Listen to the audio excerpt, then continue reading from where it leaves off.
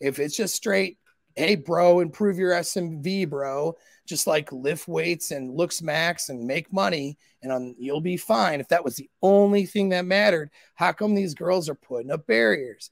I mean, I must be something wrong with me. I must be genetically unattractive somehow. This is the talk that they tell themselves, which sabotages them. And well, I want to remove that stuff for you guys here today.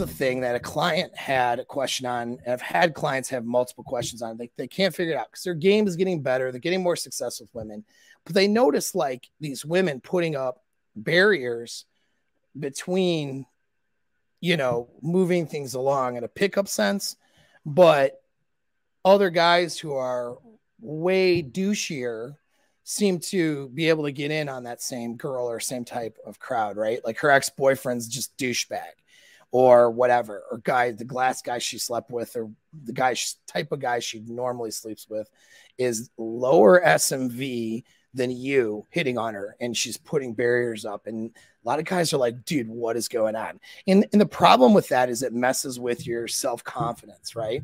And I don't want it to mess with your self-confidence. I have a lot of guys who are clients that come to me who are high value guys. They are killing it. You know, they're killing it at life. And they seem to think that they don't really understand their value to a woman. Like they don't understand how marketable they actually are. The only thing missing is game. The rest of it is there. Like these guys are well over six-figure earners. They look good, in good shape. They got a lot of things going for them. And then, you know, they're getting a lot of misses. Now, of course, if they went after sixes, that would be fine. They would be getting sixes all day. But a lot of cases, some of these cases I can think of, they're going for younger girls, all right, meaning that they're, let's say, 34 years old or 33 or 36, sometimes even in their 40s, and they're talking to a 21-year-old girl, which, by the way, I get guys that are in those age categories. In fact, I just had two people, in fact, send me a message. Hey, I'm regularly seeing this 21-year-old and we're having a blast. And, you know, I owe it all to you, bro. You know, so women who are 21, 22, they're attracted to guys in their 40s and their 30s. So don't let that fool you. Don't let the female shaming tactics of the world tell you otherwise. But they run into these barriers and trying to figure this out. Like if it's just straight hypergamy, and if it's just straight, hey, bro, improve your SMV, bro, just like lift weights and looks max and make money and you'll be fine. If that was the only thing that mattered, how come these girls are putting up barriers? I mean, I must be something wrong with me. I must be genetically unattractive somehow. This is the talk that they tell themselves, which sabotages them. And well, I want to remove that stuff for you guys here today.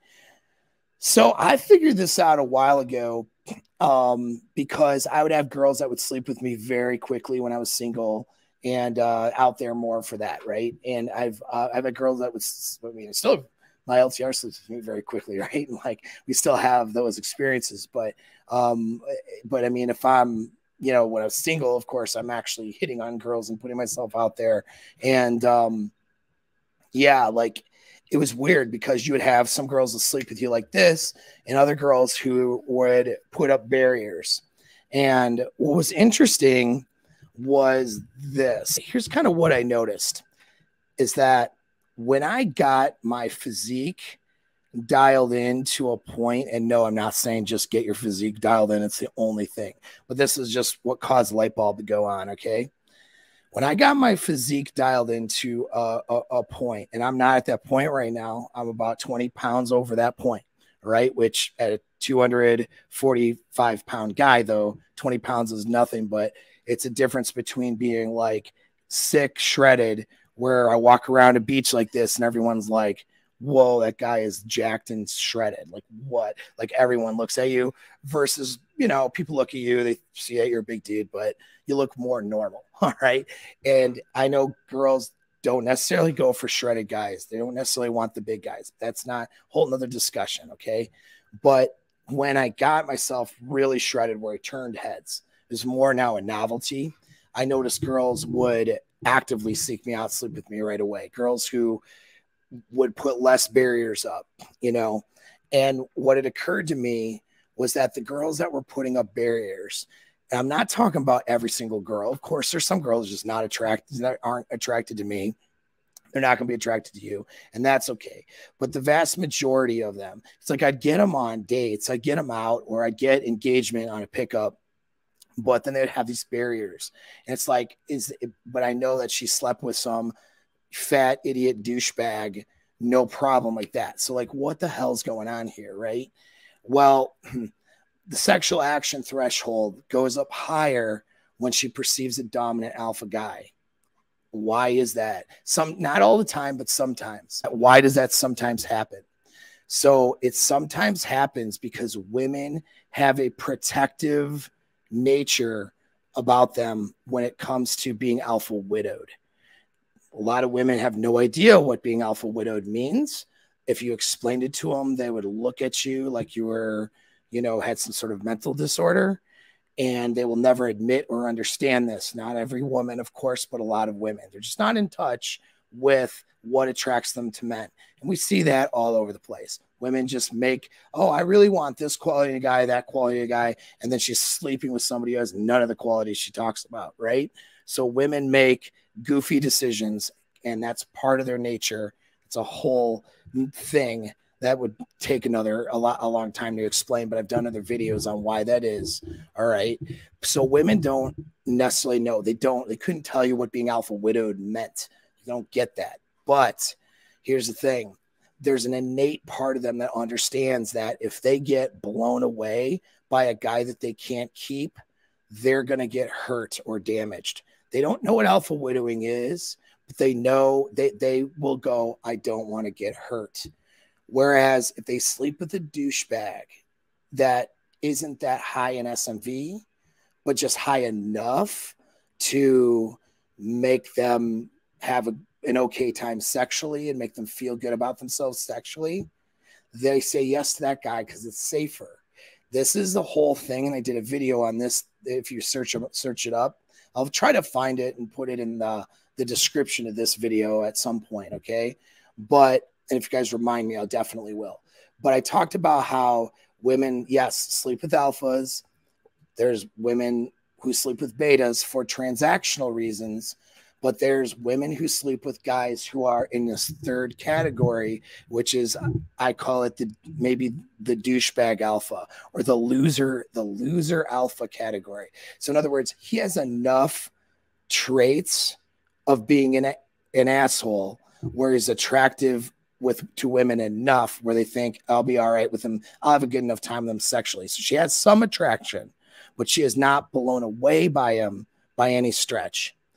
And she'll sleep with that guy easier than sleeping with super high value guy some of the times, unless super high value guy has status.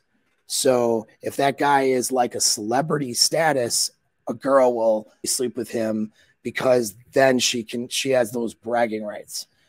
So it's I've slept with this person's status. Even if she's not attracted to that guy that much, she'll sleep with that guy because of his status. So that's often where she'll make the decision. But the guys with status are not these super alphas either, right? So that's a whole nother kind of category is status hunting, or women who sleep with guys due to status and really nothing else. But think of it, you have these alpha dudes, and they put barriers up all the time. And usually it's due to their own self-esteem, or if they don't think they can keep that guy, they'll put a barrier up in there. But they'll sleep with this douchebag all day. Why? Well, sex is fun. They get to have sex. They're kind of attracted to him. They whatever. And they get to be sexual. They get the validation so they can feel like a human being. By girl standard, that means I can get D. I can get dick. I can get someone to sleep with me. Right. So she can say to people, I'm sleeping with somebody, and it's safe for her. It's no consequence because she can not call that dude back and it doesn't matter to her. They don't understand, though, of course, that they're going to be embarrassed by those decisions later. A lot of college and frat boys fall into, yes, 100%. They're just enough, dude. They're the douchebag or loser alpha, the bartender. You know what I mean? Sleeping with the bartender, douchebag, loser alpha. And then you have all these high status, high value guys like you watching my show right now, who are not watching and jerking off to entertainment red pill. Not that I'm not slamming on other content creators, but you know, you're not just only consuming that or just crapping all over women. Like, you're here because you want to get better. You're here because you're trying to do better. You're chasing things in life that are going to make you better. And you already are better than a lot of these guys. And then you go, what the hell? Why did she sleep with the fat bearded guy, you know, who is average at best at everything? Instead of, you know, and then she's putting barriers up for me. Screw that chick, you know, like, and I'm not saying don't have the attitude of like whatever with that chick, but now you understand why that is.